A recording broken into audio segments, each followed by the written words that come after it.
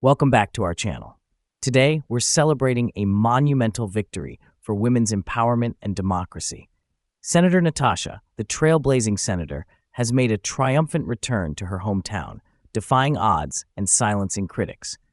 Let's dive into the inspiring story of Senator Natasha's journey and explore what this means for women in politics. I had given up all hope about Senator Natasha's ability to go and meet with her people. This woman outsmarted all those people. She hired a chopper. And when I saw the people waiting and the helicopter coming, the chopper coming with her, I started weeping. Because I have 3 granddaughters, 1 grandson. One is German-Nigerian or Nigerian-German. One is Nigerian-Romanian. And when I saw Senator Natasha Akpoti, I was thinking of my granddaughters. You see, I don't care whether she's wrong or right.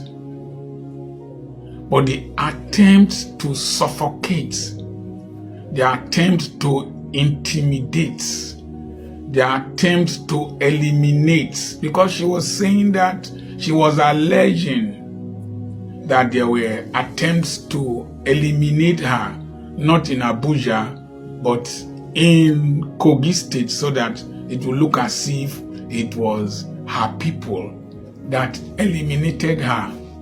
And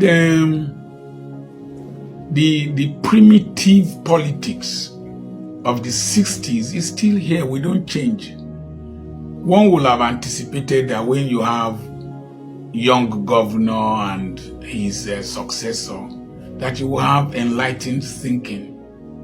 A day before the election, because I was communicating with somebody from Kogi State, they excavated roads that have been tarred so that they could not vote. Now they brought this ban. We are still behaving like in the 1960s.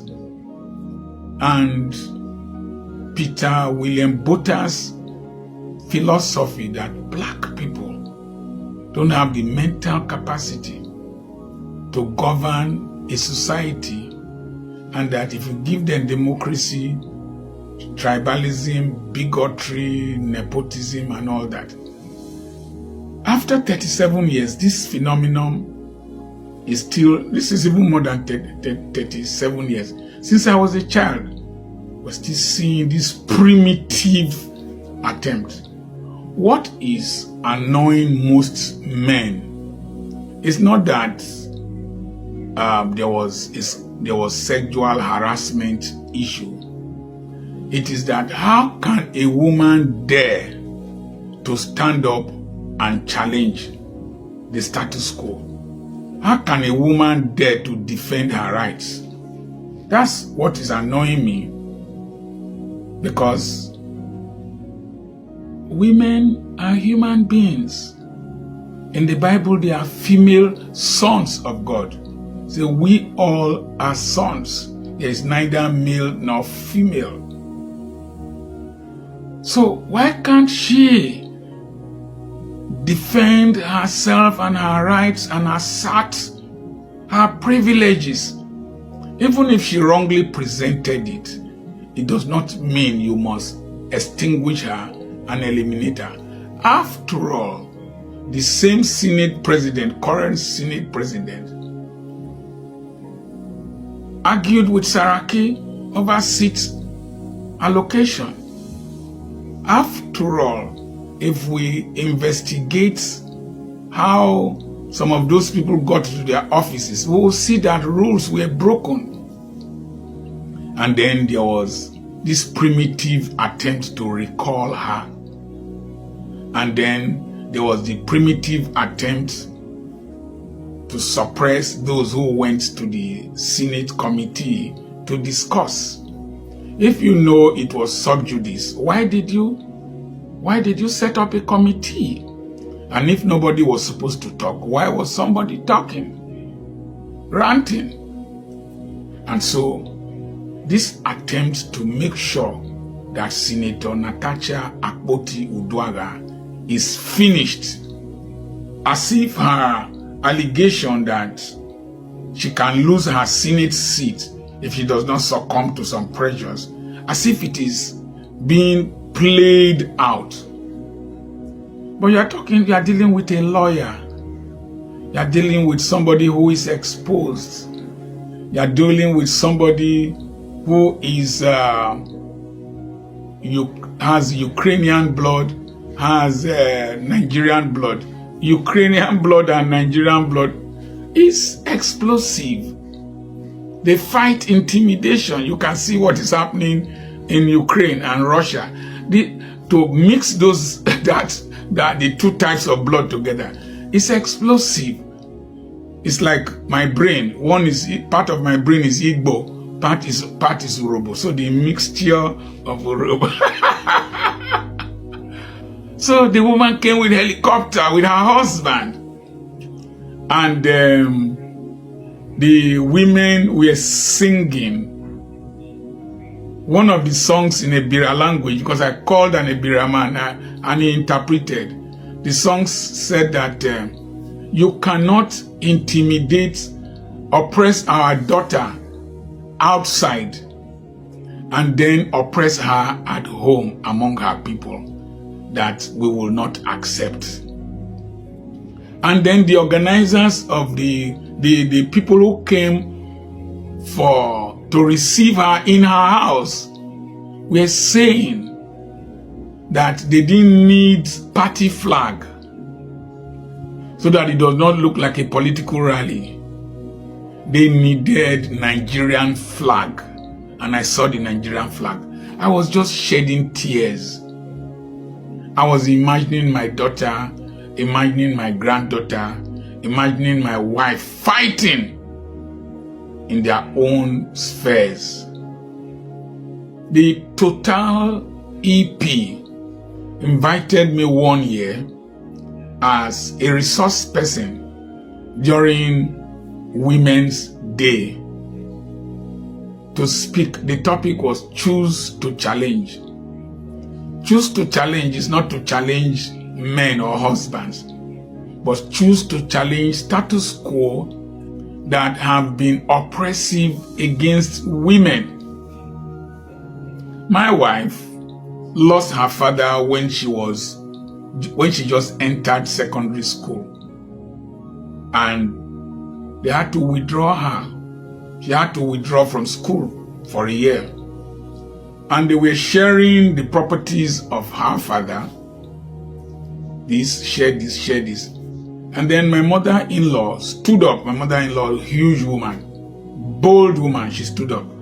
She said, you have shared all these things, but this man has a daughter that is in secondary school, and her fees need to be paid. And they told her that if you train, that we will not train that girl. That if we train a girl, that we train her for her husband. Then my mother-in-law asked a question, how much is the school fees? And they told her, and she said, I will pay. And my mother-in-law trained my wife through secondary school, through the school of nursing. I trained her from school of midwifery.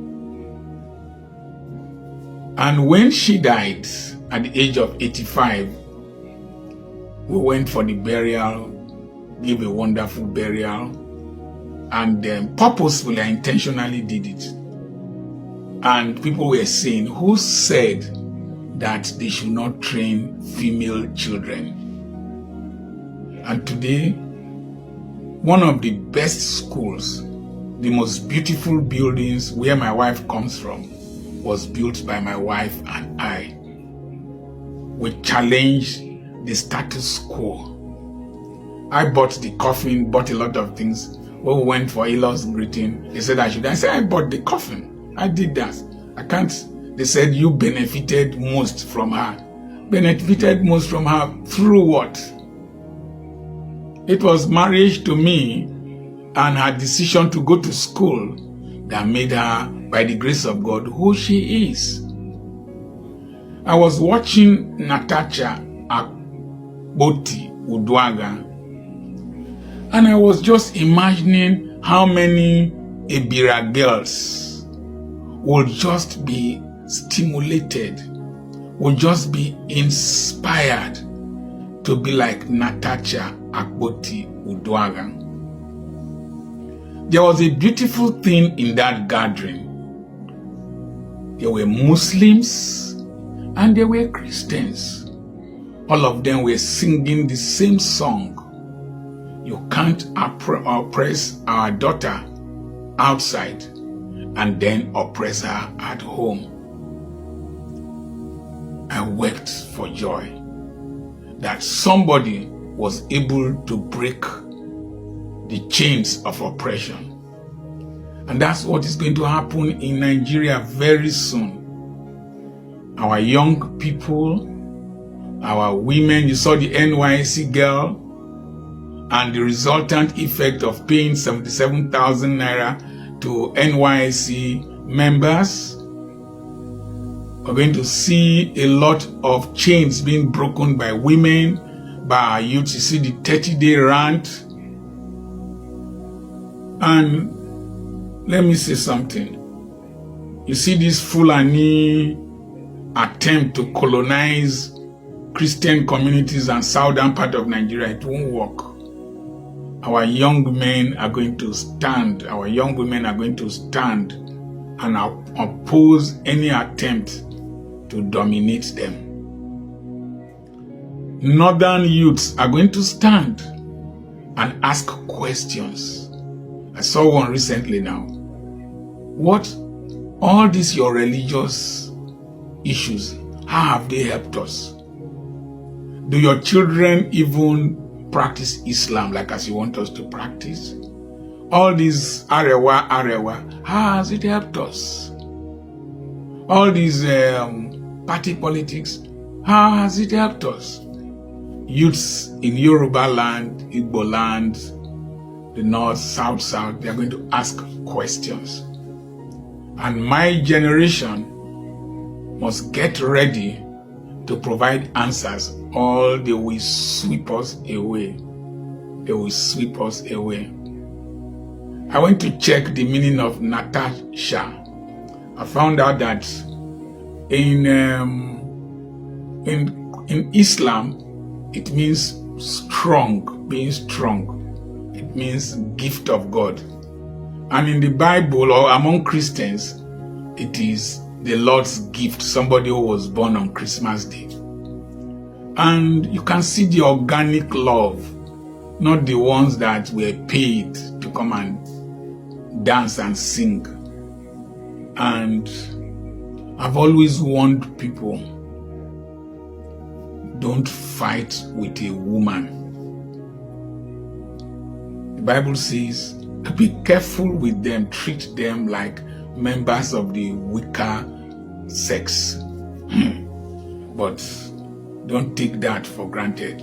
Never underestimate the power of a woman. A woman will mess you up.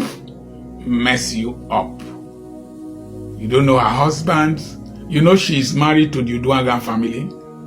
Her husband on his own is a strong man, wealthy man. Former governor of Delta State, Udwaga, and the Udwagas are not pushover. The Udwagas are related to Ibori, James Ibori. And so you can't just push that woman over.